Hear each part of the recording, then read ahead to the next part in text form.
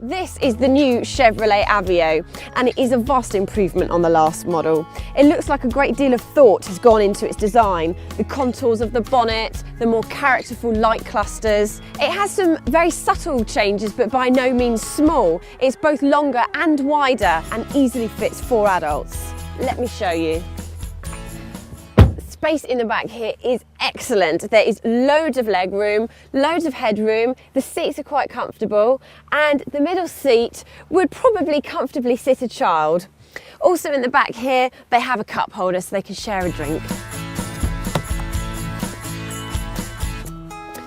The boot is pretty large. It's bigger than a Suzuki Swift and a Ford Ka, so that's quite impressive.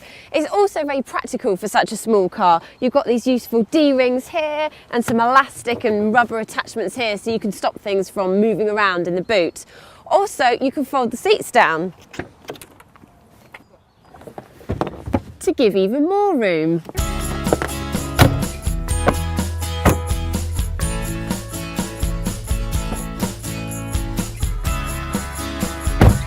Well, the interior is motorbike inspired. It's got a funky rev counter and an LED speedo, so it's quite sporty in here.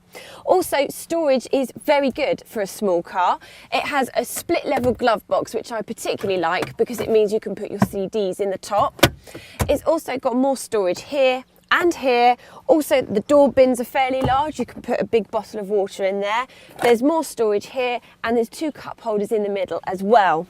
Equipment levels are pretty generous. You get air conditioning and cruise control as standard, and for those with safety in mind, you get 6 airbags and also electronic stability control. To get comfortable for driving, there is plenty of adjustment in the seat, forwards and backwards, up and down. There's also steering wheel, reach and rake adjustments. The Aveo is a really easy car to drive. All the controls are very light and the steering feels precise. It goes exactly where you want it to go. It seems to have the right balance between ride comfort and handling. In fact, the handling has pleasantly surprised me.